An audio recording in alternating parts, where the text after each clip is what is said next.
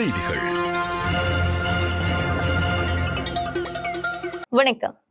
ஐத்தமிழ் டிவியின் பிரதான செய்தி அறிக்கையுடன் இணைந்திருக்கின்றீர்கள். செய்திகளுடன் இணைந்து கொள்ளும் நான் ரினோ பிரியா ராஜ்குமார். முதலில் தலைப்புச் செய்திகள். அமெரிக்காவிற்கான சுற்றுலா பயணத்தை தவிர்த்தனர் கனேடியர்கள்.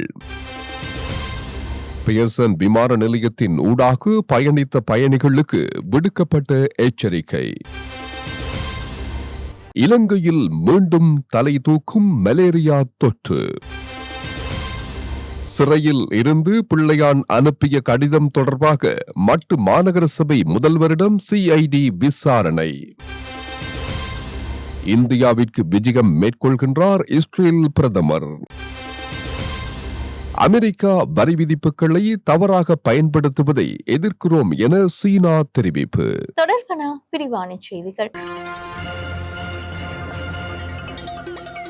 கனடாவில் அண்மை காலமாக தட்டம்மை நோய் தொற்று வேகமாக பரவி வருகின்றது. கடந்த ஜூலை மாதம் 30ஆம் தேதி அதிகாலை 5 மணி முதல் முற்பகல் 11 மணி வரையிலான காலப்பகுதியில் 2 விமானங்களில் பயணம் செய்த பயணிகளுக்கு தட்டம்மை குறித்து எச்சரிக்கை விடுக்கப்பட்டுள்ளது. மேலும் தட்டம்மை நோய் அறிகுறிகள் தென்பட்டால் அது குறித்து விசேட கவனம் செலுத்துமாறு குறித்த திகதியில் பயணித்த விமான பயணிகளுக்கு அறிவுறுத்தல் வழங்கப்பட்டுள்ளது. குறித்த விமான முனைய வலயத்தில் பயணம் செய்த அனைவரும் நோய் அறிகுறிகள் குறித்து எச்சரிக்கையுடன் இருக்குமாறு கனடிய சுகாதார தரப்பினர் அறிவுறுத்தல் வழங்கியுள்ளனர். அமெரிக்காவுடனான வர்த்தக போர் காரணமாக கனேடியர்கள் சுற்றுலா செல்வதற்காக அமெரிக்காவை தவிர்த்து மற்ற உலக நாடுகளை தேர்ந்தெடுக்க தொடங்கியுள்ளனர். இந்த புதிய போக்கு கனடிய சுற்றுலா பயணிகள் மத்தியில் வேகமாக பரவி வருகிறது. பிளைட் சென்டர் கனடா நிறுவனம் வெளியிட்ட தரவுகளின்படி மே 1 முதல் ஜூலை 30 வரையிலான காலத்தில் கனடியர்களின் பயணச் செலவுகள் பல நாடுகளில் கணிசமாக அதிகரித்துள்ளது. ஜப்பானின் சுற்றுலா நிறுவனம் இந்த ஆண்டின் முதல் 6 மாதங்களில் 3,35,400 கனடியர்கள் ஜப்பானிற்கு வருகை தந்ததாக தெரிவித்துள்ளது. இது கடந்த ஆண்டை விட 23% அதிகம் என்பதும் குறிப்பிடத்தக்கது. கனடா ராணுவத்தில் வெறுப்புணர்வு மற்றும் இனவெறி தொடர்பான புகார்கள் கடந்த ஆண்டில் 2 மடங்காக அதிகரித்துள்ளதாக தகவல்கள் வெளியாகியுள்ளது. பல ஆண்டுகளாக குறைந்து வந்த இத்தகைய சம்பவங்கள் திடீரென அதிகரித்துள்ளமை ஆனது ராணுவ அதிகாரிகளையும் நிபுணர்களையும் கவலைக்குள்ளாக்கியுள்ளது. வெறுப்புணர்வு நடத்தை சம்பவம் குறித்து கண்காணிப்பை மேற்கொள்ளும் அமைப்பில் 2024ஆம் ஆண்டில் இது சார்ந்து 54 சம்பவங்கள் பதிவாகியுள்ளன. இது 2023ஆம் ஆண்டில் பதிவான 28 சம்பவங்களை விட கிட்டத்தட்ட 2 மடங்கு அதிகமாகும். இந்த அதிகரிப்பு வெறுப்பு பேச்சு, வன்முறை பிரச்சாரம், அச்சுறுத்தல்கள் போன்ற பல பிரிவுகளில் காணப்பட்டுள்ளது. கனடிய ராணுவத்தின் தளபதி லெப்டினன்ட் ஜெனரல் மைக் ரைட் இந்த சம்பவங்கள் குறித்து ஆழ்ந்த கவலையை வெளிப்படுத்தி உள்ளமை குறிப்பிடத்தக்கது. கத்தினோ நகரில் மண் சரிந்து ஏற்பட்ட குழியில் சிக்கிய 50 வயது மதிக்கத்தக்க ஒருவர் பத்திரமாக மீட்கப்பட்டுள்ளார். கத்தினோவின் பாயிண்ட் கட்டினோ பகுதியில் உள்ள ரூடிஸ் அன்சின்ஸ் எனும் வீதியில் ஒரு கட்டுமான பணி இடத்திலேயே இந்த சம்பவம் நிகழ்ந்துள்ளது. பாதிக்கப்பட்டவர் சுமார் 2.5 மீட்டர் ஆழம் கொண்ட ஒரு குழியில் வேலை செய்து கொண்டிருந்த பொழுது திடீரென பாறைகளும் களிமண்ணும் சரிந்து அவர் இடுப்பு வரை புதைந்ததாக தீயணைப்புத்துறை அதிகாரி டேனி ஃபோர்டி தெரிவித்துள்ளார். அவரை வெளியே கொண்டுவர சுமார் 4 மணி நேரம் கடினமாக உழைக்க வேண்டி இருந்ததாகவும் அவர் தெரிவித்துள்ளார். இந்த மீட்பு நடவடிக்கையில் கத்தினோ மற்றும் ஒட்டாவா நகரங்களைச் சேர்ந்த சுமார் 40 தீயணைப்பு வீரர்கள் மற்றும் பல துணை மருத்துவர்கள் பங்கேற்றமை குறிப்பிடத்தக்கது. டொரண்டோ நகருக்கு வடக்கே உள்ள சுமார் 100 கிலோமீட்டர் தொலைவில் சிம்கோ ஏரியில் வாட்டர் சால்ஜர் என்ற ஆக்கிரமிப்பு தாவரம் பரவி வருவது கண்டுபிடிக்கப்பட்டுள்ளது. இந்த தாவரம் நீந்துபவர்களுக்கு காயங்களை ஏற்படுத்தலாம் என்றும் ஏரியின் சுற்றுச்சூழலுக்கு பெரும் அச்சுறுத்தலாக உள்ளது எனவும் நிபுணர்கள் எச்சரிக்கை விடுத்துள்ளனர். இந்த தாவரத்தின் இலைகள் நீளமாகவும் மெல்லியதாகவும் கூர்மையான பற்கள் போன்ற விளிம்புகளுடனும் காணப்படுகின்றது. இந்த தாவரம் முதலில் தண்ணீர் தோட்டங்களில் அலங்கார தாவரமாக வளர்க்கப்பட்டிருக்கலாம் என்றும் அங்கிருந்து ஏரியில் பரவியிருக்கலாம் எனவும் கனடிய இயற்கை வளங்கள் அமைச்சு தெரிவித்துள்ளது. தற்போது சிம்கோ ஏரியின் குக்ஸ்பே பகுதியில் மட்டுமே இந்த தாவரத்தின் பரவல் கண்டறியப்பட்டுள்ளது. தொடர்பான இலங்கை செய்திகள்.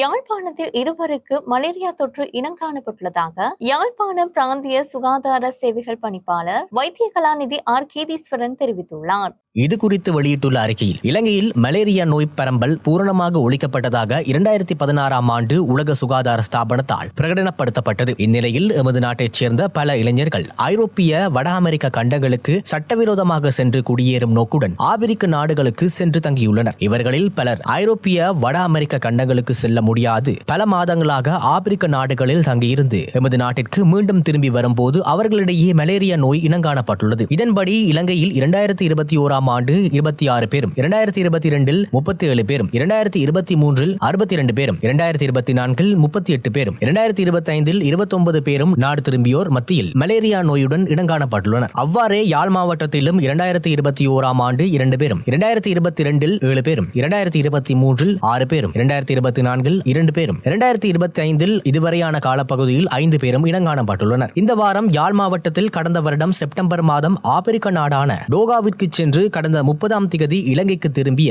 2 நோயாளர்களிடையே மலேரியா நோய் இனங்காணப்பட்டுள்ளது. முதலாவது நோயாளி நெடுந்தீவைச் சேர்ந்த 38 வயதான ஆண் ஒருவர் கடந்த அக்டோபர் 2ஆம் திகதி நெடுந்தீவை வந்தடைந்துள்ளார். இவர் ஏற்கனவே வேறு பல நோய்களுக்கு உட்பட்டிருந்தார். இந்நிலையில் கடந்த அக்டோபர் 4ஆம் திகதி கடுமையான நடுக்கம், மாறாட்டம் போன்ற அறிகுறிகளுடன் இரவு 10:30 மணிக்கு நெடுந்தீவு வைத்தியசாலையில் அனுமதிக்கப்பட்டு யாழ் போதனா வைத்தியசாலைக்கு உடனடியாகவே மாற்றம் செய்யப்பட்டார். யாழ் போதனா வைத்தியசாலையில் உடனடியாகவே தீவிர சிகிச்சை பிரிவில் அனுமதிக்கப்பட்டு உரிய சிகிச்சைகள் ஆரம்பிக்கப்பட்டன. அக்டோபர் 5ஆம் தேதி காலையில் இவரது குடும்பத்தினர் மூலம் இவர் ஆப்பிரிக்க நாட்டிற்கு சென்று வந்த தகவல் கிடைத்ததும் மலேரியாவிற்கான பரிசோதனை மேற்கொள்ளப்பட்டு அவருக்கு மலேரியா இருப்பது உறுதிப்படுத்தப்பட்டது. அவருக்கு உடனடியாகவே மலேரியா நோய்க்கான ஊசி மருந்துகள் நாடத்தினூடாக ஏற்றப்பட்டது. தொடர்ச்சியாக ஒவ்வொரு நாளும் மேற்கொள்ளப்பட்ட மலேரியாவிற்கான குருதி பரிசோதனையில் அக்டோபர் 7ஆம் தேதி அவரது குருதியில் மலேரியா கிருமிகள் முற்றாக அழிக்கப்பட்டது உறுதிப்படுத்தப்பட்டது. ஆயினும் அவருக்கு காணப்பட்ட பல்வேறு வேறு நோய் நிலைகளால் அவர் சுயநினைவற்ற நிலையில் தீவிர சிகிச்சை பிரிவில் ஆபத்தான நிலையில் தற்போது சிகிச்சை பெற்று வருகின்றார். மேற்படி நோயாளியுடன் யாழ்ப்பாணம் அல்லைப்பிட்டியைச் சேர்ந்த 30 வயதான இளைஞர் ஒருவரும் டோகா நாட்டில் தங்கியிருந்து நாடு திரும்பியுள்ளார். இத்தகவல் கிடைத்ததுமே மலேரியா தடுப்பு இயக்க உத்தியோகத்தர்கள் இவருக்கு மலேரியா பரிசோதனைகளை மேற்கொண்ட போது இவருக்கும் மலேரியா இருப்பது உறுதி செய்யப்பட்டது. இந்த 2 நோயாளிகளை பொறுத்தவரையில் சுகாதார திணைக்கள உத்தியோகத்தர்கள் எவ்வித தாமதமும் இன்றி உடனடியாக தமது மலேரியா தடுப்பு பணிகளை மேற்கொண்டுள்ளனர். எமது நாட்டில் மலேரியா நோயின் உள்ளூர் பரம்பல் முற்றாக ஒழிக்கப்பட்டாலும் மலேரியா நோயை பரப்புகின்ற நுளம்புகள் இன்னமும் காணப்படுகின்றன. எனவே மேற்படி நோயாளர்களிடமிருந்து அந்த பிரதேசத்தில் வாழும் மக்களுக்கு மலேரியா நோய் பரவாதிருக்க அவர்களது வதிவிடங்களை சுற்றி நுளம்புகளுக்கான பூச்சியியல் ஆய்வும், நுளம்புகளை அழிக்கும் புகையூட்டல் நடவடிக்கைகளும், வீடுகளுக்கான நுளம்பு கொல்லி மருந்துகளை விசிறும் நடவடிக்கைகளும் மேற்கொள்ளப்பட்டன. எதிர்காலத்தில் இவ்வாறான சம்பவங்களை தவிர்க்கும் நோக்குடன் மலேரியா பரம்பல் உள்ள நாடுகளுக்கு செல்லும் போது மக்கள் பண்ணையில் அமைந்துள்ள மலேரியா தடுப்பு பணிமனையுடன் தொடர்பு கொண்டு மலேரியா தடுப்பு மருந்துகளை பெற்றுக் கொள்ளுமாறு வேண்டுகின்றோம். எனவே பொதுமக்கள் அனைவரும் மலேரியா பரம்பல் அதிகமாக காணப்படும் ஆசிய, ஆப்பிரிக்க மற்றும் தென் அமெரிக்க கண்டங்களுக்கு செல்லும் போது பாதுகாப்பு நடவடிக்கைகளை கையாண்டு எமது நாட்டில் மலேரியா நோய் பரவாதிருக்க ஒத்துழைப்பு வழங்குமாறு கேட்டுக்கொள்கிறோம் என குறிப்பிடப்பட்டுள்ளது. யாழ்ப்பாணம் வடமராட்சி கிழக்கு கட்டைக்காட்டு பகுதியில் நூற்றுக்கணக்கான பனைமரங்களுக்கு விஷம்பிகளால் தீ வைக்கப்பட்டுள்ளது.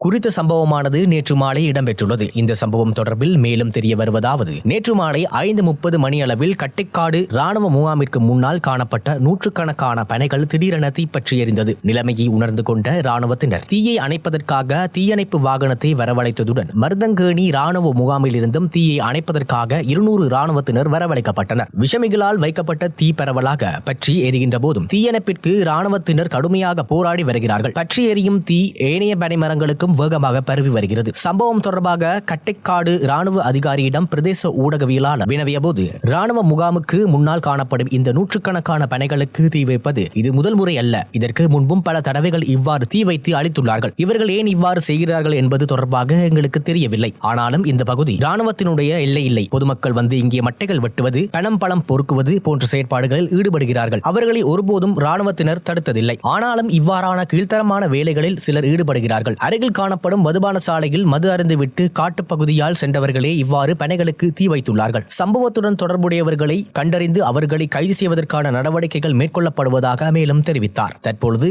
பனம்பழ சீசன் என்பதால் இந்த பனைகளிலிருந்து பயன்பெறும் மக்கள் குறித்த சம்பவத்திற்கு தங்களுடைய கடும் எதிர்ப்பை வெளியிட்டுள்ளனர். மட்டக்களப்பு மாநகர சபை முதல்வருக்கு புனர்நிர்மாணிக்கப்பட்ட நூலகத்தை திறந்து மக்கள் பாவனைக்கு விடுமாறு சிறையில் இருக்கும் பிள்ளையான் அனுப்பிய கடிதம் தொடர்பாக மாநகர சபை முதல்வர் சிவம் பாக்கியநாதனிடம் சிஐடியினர் நேற்றைய தினம் விசாரணைகளை மேற்கொண்டுள்ளனர். முன்னாள் ராஜாங்க அமைச்சரும் தமிழ் மக்கள் விடுதலை புலிகள் கட்சி தலைவருமான பிள்ளையான் என்றழைக்கப்படும் சி சந்திரகாந்தன் முன்னாள் கிழக்கு பல்கலைக்கழக உபவேந்தர் பேராசிரியர் சுப்பிரமணியம் ரவீந்திரநாத் கடத்தப்பட்டு காணாமல் போயுள்ள சம்பவம் தொடர்பாக கடந்த ஏப்ரல் 6ஆம் திகதி சந்தேகத்தில் சிஐடியினரால் கைது செய்யப்பட்டு பயங்கரவாத தடுப்பு காவலில் வைக்கப்பட்டுள்ளார். இந்த நிலையில் கடந்த 30ஆம் திகதி பிள்ளையான் கிழக்கு மாகாண ஆளுநர் மற்றும் மட்டு மாநகர முதல்வருக்கு மட்டக்களப்பு மாநகர சபை எல்லைக்குள் புதிதாக அமைக்கப்பட்ட நூலகத்தை மக்கள் பாவனைக்கு கையளிப்பது தொடர்பாக என தலைப்பிடப்பட்டு அதில் கையொப்பமிட்டு கடிதம் ஒன்றை கட்சி உறுப்பினர் ஒருவர் மாநகர சபை முதல்வரிடம் ஒப்படைத்துள்ளார். பிள்ளையான் பயங்கரவாத தடைச்சட்டத்தின் கீழ் சிஐடியின் கீழ் இருக்கும் போது கடிதம் ஒன்று வெளிவந்ததுடன் அது முகநூலில் பிரசுரிக்கப்பட்ட நிலையில் சம்பவ தினமான நேற்று முன்தினம் சிஐடியினர் மாநகர சபைக்கு சென்று மாநகர சபை முதல்வரிடம் இந்த கடிதம் தொடர்பான விசாரணை ஒன்றை மேற்கொண்டு சென்றுள்ளனர்.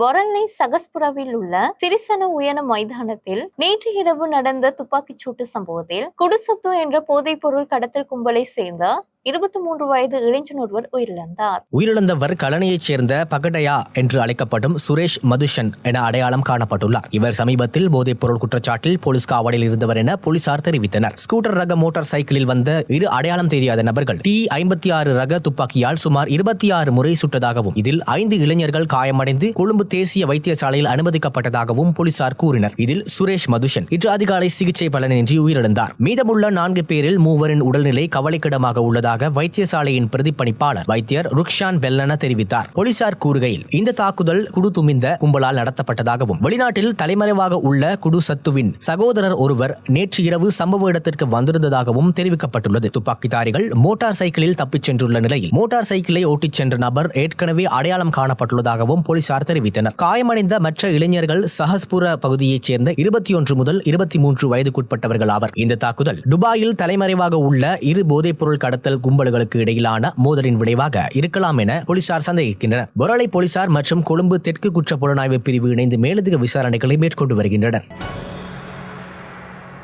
நல்லூர் திருவிழாவில் நகைகளை திருட இலங்கையின் பல பாகங்களில் இருந்தும் திருடர்கள் நல்லூர் ஆலயத்திற்கு வருகை தந்துள்ளதால் ஆலயத்திற்கு செல்லும் மக்கள் அவதானமாக இருக்குமாறு யாழ்ப்பாண போலீசார் மக்களுக்கு அறிவுறுத்தல் விடுத்துள்ளனர். ஆலய சூழலில் திருடர்களின் நடமாட்டம் காணப்படுவதால் ஆலயத்திற்கு தங்க நகைகளை அணிந்து வருவது தவிர்க்குமாறும் அணிந்துள்ள தங்க நகைகளில் கவனம் செலுத்துமாறும் போலீசார் கோரியுள்ளனர். அத்துடன் போலீஸ் சீருடை மற்றும் சிவில் உடைகளில் போலீசார் ஆலய சூழல்களில் கடமையில் ஈடுபட்டுள்ளனர் எனவும் அருகில் உள்ளவர்கள் தொடர்பில் சந்தேகங்கள் எழுந்தால் போலீசாருக்கு உடன் அறிவிக்குமாறும் போலீசார் கேட்டுக் கொண்டுள்ளனர். அதேவேளை ஆலய சூழலில் கண்காணிப்பு கேமராக்கள் பொருத்தப்பட்டு அனைவரும் கண்காணிக்கப்பட்டு வருவதாகவும் போலீசார் தெரிவித்துள்ளனர். தொடர்பான இந்திய செய்திகள்.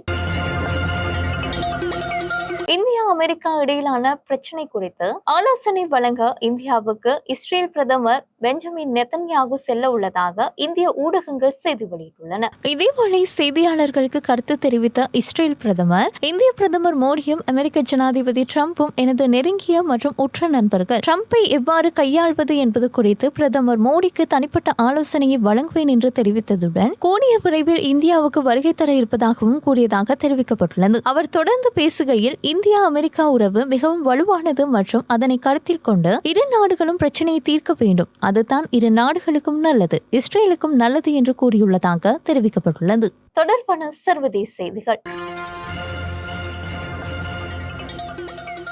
அமெரிக்க வரி விதிப்புகளை தவறாக பயன்படுத்துவதற்கு எங்களது எதிர்ப்பு நிலையானது தெளிவானது என சீனா உறுதிப்படுத்தியுள்ளது. வரி விதிப்புகளை தவறாக பயன்படுத்துவதற்கு எங்களது எதிர்ப்பு நிலையானது மற்றும் தெளிவானது. வரிகளை துஷ்பிரயோகம் செய்வதற்கு கடும் எதிர்ப்புகளை தெரிவிக்கின்றோம் என சீன வெளியுறவு அமைச்சின் செய்தி தொடர்பாளர் குவோ ஷியாகுன் தெரிவித்துள்ளார். தொழில்நுட்பம் மற்றும் வர்த்தக பிரச்சனைகளை அமெரிக்கா அரசியலாக்குவதையும் அவற்றை ஆயுதங்களாக பயன்படுத்தி தீங்கிழைக்க முயற்சிப்பதையும் சீனா எதிர்க்கின்றது என்று கூறியுள்ளதாக தெரிவிக்கப்பட்டுள்ளது. சீன நாட்டினரின் சட்டப்பூர்வமான உரிமைகள் மற்றும் நலன்களை அமெரிக்கா தீவிரமாக பாதுகாக்க வேண்டும் என்று அவர் கூறினார். காசா நகரை முழுமையாக கைப்பற்றும் திட்டத்திற்கு இஸ்ரேலின் பாதுகாப்பு அமைச்சரவை ஒப்புதல் அளித்துள்ளதாக பிரதமர் பெஞ்சமின் நெத்தன்யாகு அலுவலகம் கூறியுள்ளது. ஹமாஸை தோற்கடிக்கவோ அல்லது கடத்தப்பட்டவர்களை திரும்ப பெறவோ முடியாது என்று அமைச்சரவை அமைச்சர்களில் பெரும்பாலானோர் நம்பியதை அடுத்தே இந்த முடிவு எடுக்கப்பட்டது என்று அந்த அலுவலகம் கூறியுள்ளது. எனினும் இந்த நடவடிக்கை பேரழிவு விளைவுகளை ஏற்படுத்தக்கூடும் என்று ஐக்கிய நாடுகள் சபை எச்சரிக்கின்றது. அத்துடன் பணைய கைதிகளுக்கு ஆபத்தை விளைவிக்கலாம் என்றும் ஐக்கிய நாடுகள் சபை அச்சம் வெளியிட்டுள்ளது. காசாவில் போரை முடிவுக்கு கொண்டு வரவும் பிரதேசத்திற்குள் கூடுதல் உதவிகளை அனுமதிக்கவும் தமது நட்பு நாடுகள் உட்பட சர்வதேச அழுத்தத்தை இஸ்ரேல் எதிர்கொள்ளும் நிலையிலேயே இந்த அறிவிப்பு வெளியாகியுள்ளது. இந்நிலையில் காசா நகரத்தை ஆக்கிரமிப்பதற்கான அங்கீகரிக்கப்பட்ட திட்டங்கள் மற்றும் போரை முடிவுக்கு கொண்டு வருவதற்கான 5 கொள்கைகள் ஆகியவற்றை விவரிக்கும் ஒரு அறிக்கையை நெத்தன்யாகுவின் அலுவலகம் வெளியிட்டுள்ளது. இது அமைச்சரவை பெரும்பான்மை வாக்குகளால் ஏற்றுக்கொள்ளப்பட்டதாக கூறுகின்றது. ஹமாஸ் அமைப்பை நிராயுதமாக்குவது, அனைத்து பணைய கைதிகளையும் உயிருடன் இருப்பவர்களையும் மற்றும் இறந்தவர்களையும் திருப்பி அனுப்புதல், காசா பகுதியை ராணுவமயமாக்குதல், காசா பகுதியில் இஸ்ரேலிய பாதுகாப்பு கட்டுப்பாடு, ஹமாஸ் அல்லது பலஸ்தீன அதிகார சபை அல்லாத ஒரு மாற்று சிவில் அரசாங்கத்தை நிறுவுதல் என்பன இந்த 5 அம்ச திட்டங்களில் உள்ளடக்கப்பட்டுள்ளன. இத்துடன் ஐதமிழ் டிவியின் பிரதான செய்தி அறிக்கை நிறைவடைகின்றது. அடுத்த பிரதான செய்தி அறிக்கையினை நாளைய தினம் எதிர்பாருங்கள். மேலதிக செய்திகளை அறிந்து கொள்ள www.itamilnews.com என்ற இணையதளத்திற்குள் பிரவேசியுங்கள். வணக்கம்.